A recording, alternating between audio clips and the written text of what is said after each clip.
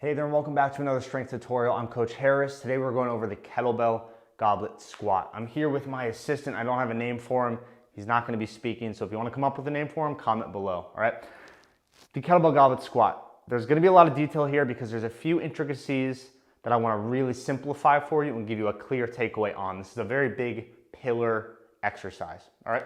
If you just want to see how the movement's done and then swipe away from the video, that's totally fine. You can watch this guy right over here, but I'm gonna give you the details right now, all right? With any squat, I want you to start with the ground up. This is how I teach all my clients. We start with the feet because that's your foundation. First and foremost, the width, right? That's gonna depend on you, your anatomy, the way your hips are built, a lot of different factors, but let's make it simple. Try some squats wide, try some narrow, try some in different widths. See what feels the most structurally solid and strong for you, all right? For me, that's right about here. It might differ for you, that's totally fine. Okay, next thing, how low do we go? This is a very common question. It's gonna, again, depend on a lot of factors, a lot of different variables that we might choose, but to make it simple, go as low as you can, keeping your posture strong. What does that mean? The upper body, the torso, we do not want any kind of collapse, all right? If you can keep a strong, similar position torso the whole time, that's a good sign. Next, the feet, right? The feet. I talked about finding strong feet in the beginning. If at any point your feet cave in, fall out, rock onto the toes, or fall backward, right? There's something going on that we don't want. So only go down to where you can keep that strong torso, powerful, strong feet, all right? That's my bottom position. Get as low as you can into that. Right now we're gonna go over a little more technique of how to hold the kettlebell, how to get the kettlebell up, and how to get the kettlebell down. Right after that, I'll go through a few more demo reps, show you a couple more fine-tuned notes, and I'll let you be off to do your thing, all right? So when we're holding the kettlebell, notice the position. I'm holding the bottom of these corners right here, very solid, elbows tight together, and I'm hugging that thing as hard as I can, all right?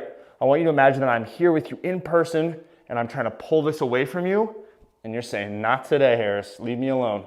I'm holding this thing for my life, all right? Right here, tight. That is gonna create so much stability, strength, and control with the movement. Tight, okay? How to get the kettlebell up safely. Two main ways, right? My clients have tried both, have done both with success. It's gonna depend on what you're comfortable with. What I like to do for me is I'm gonna walk right over, get into kind of a deadlift position actually, and in one explosive motion, jump up and catch, right? You gotta be fast with that transition or else the weight is gonna throw you back down. So that was solid. To put it down, you're just gonna let it drop, lower it safely. Option number two, which sometimes people like to do in the beginning just to get comfortable, right? So you're gonna deadlift that weight up, use one leg, kind of throw it up there, all right? That's fine as well.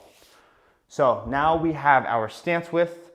We know how far we want to go down. We know how to hold the kettlebell and how to get it up and down rather, safely. Finally is gonna be a couple notes on the tempo. For the basic squat, what I want you to do is be as powerful as you can while keeping control, all right? So I'm gonna be here, control down,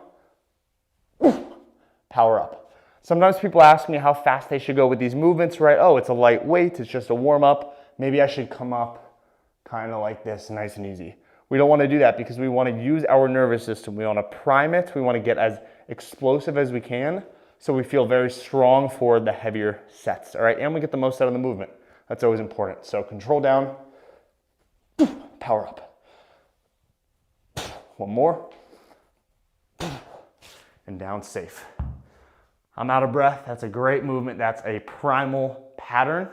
And I think it's gonna make you feel really strong with not that much equipment. So that's the goblet squat. Enjoy. I'll see you in the next video.